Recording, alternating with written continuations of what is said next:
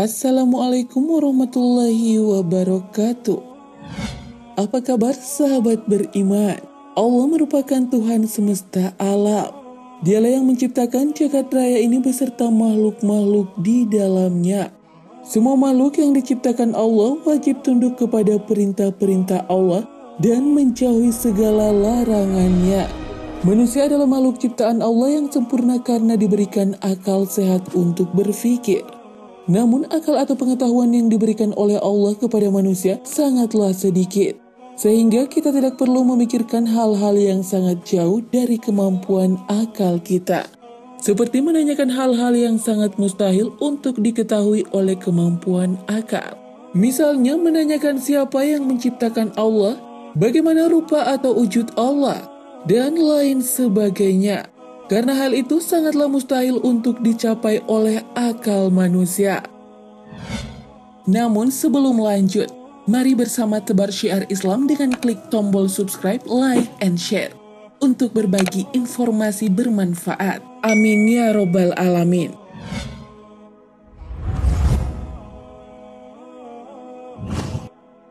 Sahabat beriman, kisah berikut ini mengisahkan seorang ateis atau orang yang tidak percaya akan eksistensi Tuhan. Pada suatu hari ada seorang ateis yang memasuki sebuah masjid. Kemudian dia mengajukan 3 buah pertanyaan, tapi dengan syarat harus dijawab menggunakan akal.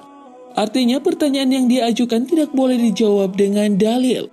Karena orang ateis memang selalu mengukur segala sesuatunya menggunakan akal atau bukti-bukti ilmiah, dan mereka beranggapan bahwa dalil-dalil hanya percaya oleh pengikutnya saja. Sedangkan dia orang yang tidak percaya dengan Tuhan.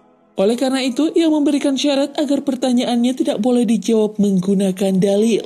Lalu, ia menantang orang-orang yang ada di masjid itu untuk menjawab pertanyaan-pertanyaan berikut. 1. Siapa yang menciptakan Allah? Bukankah semua yang ada di dunia ini ada karena ada penciptanya? Bagaimana mungkin Allah ada jika tidak ada penciptanya? 2. Bagaimana caranya manusia bisa makan dan minum tanpa buang air? Bukankah itu janji Allah di surga?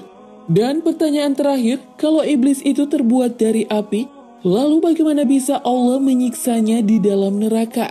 Bukankah neraka juga terbuat dari api? Sahabat beriman, mendengar pertanyaan dari sang ateis tersebut, tak ada seorang jamaah mampu menjawab pertanyaan tersebut. Kecuali salah seorang pemuda, ia kemudian menjawab 3 pertanyaan di atas. Satu persatu, pemuda tersebut mencoba menjawabnya. Dan beginilah jawaban pemuda tersebut. Jawaban untuk pertanyaan pertama, pemuda itu berkata, apakah engkau tahu dari angka berapakah angka 1 itu berasal? Sebagaimana angka 2 adalah hasil dari 1 tambah 1, atau 4 yang berasal dari 2 tambah 2. Ateis tersebut hanya bisa terdiam tanpa memberikan jawaban. Lalu pemuda itu melanjutkan, jika kamu tahu bahwa 1 itu adalah bilangan tunggal, dia bisa menciptakan angka lain. Tapi dia tidak tercipta dari angka apapun. Lalu apa yang membuatmu sulit untuk memahami bahwa Allah itu zat maha tunggal, yang maha mencipta tapi tak bisa diciptakan?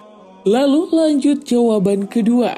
Pemuda tersebut mengatakan, saya ingin bertanya kepadamu, apakah kita ketika di dalam perut ibu kita semua makan? Apakah kita juga minum? Kalau memang kita makan dan minum, lalu bagaimana kita buang air ketika dalam perut ibu kita dahulu?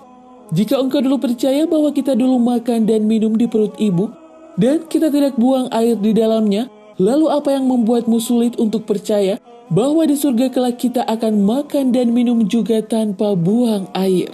Lalu lanjut ke pertanyaan ketiga. Ketika menjawab pertanyaan ketiga, pemuda tersebut tiba-tiba menampar ateis tersebut dengan sangat keras. Ateis tersebut pun merasa kesakitan dan marah-marah kepada pemuda tersebut.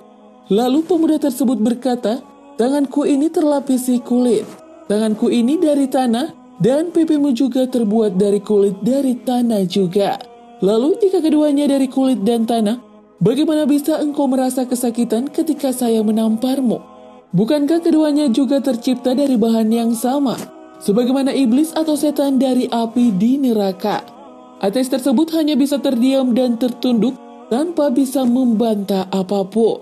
Sahabat beriman, dari kisah ini mengajarkan kepada kita bahwasanya tidak semua pertanyaan yang terkesan mencela dan merendahkan Islam harus dihadapi dengan kekerasan.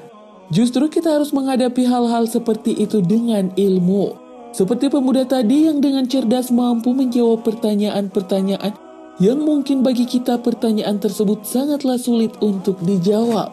Itulah salah satu contoh pemuda Islam yang memiliki budi pekerti yang tinggi dan memiliki ilmu pengetahuan yang luas. Lalu siapakah pemuda yang menjawab pertanyaan tadi?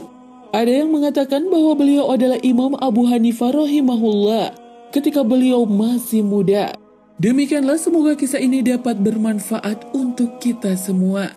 Amin ya robbal alamin.